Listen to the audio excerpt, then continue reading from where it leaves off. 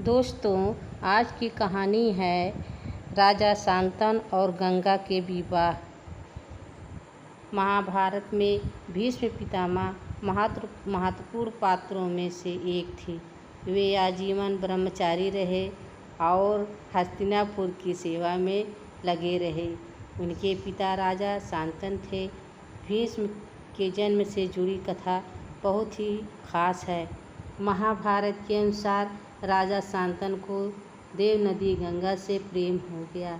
राजा ने गंगा नदी से विवाह करने की इच्छा बताई।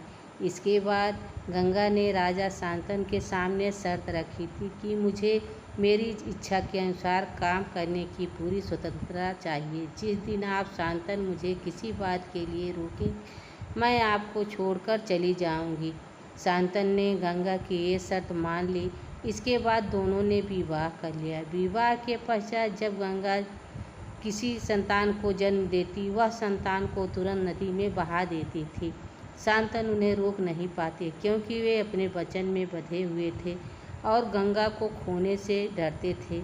इसी तरह गंगा ने 6 संतानें नदी में बहा दी। जब 7वीं संतान को भी गंगा नदी में बहाने जाने लगी तो शांतनु का सब्र टूट गया। उनसे रहा नहीं गया। उन्होंने गंगा को रोककर पूछा कि वो अपनी संतानों को इस तरह नदी में बहा क्यों रही हैं। गंगा ने शांतनु से कहा कि राजन, आज आपने संतान के लिए मेरी शर्त को तोड़ दिया है। अब ये संतान ही आपके पास रहेंगी और मैं अपनी शर्त के अनुसार सब कुछ छोड़कर जा रही हूँ। शांतनु ने अपनी संतान को बचा लिया, लेकिन उसे अच्छी शिक्षा के लिए कुछ सालों के लिए गंगा के साथ ही छोड़ दिया। उस पुत्र का नाम देवव्रत रखा गया था। गंगा ने अपने पुत्र देवव्रत का पालन किया और कुछ वर्षों के बाद गंगा उसे लौटाने शांतनु के पास आई।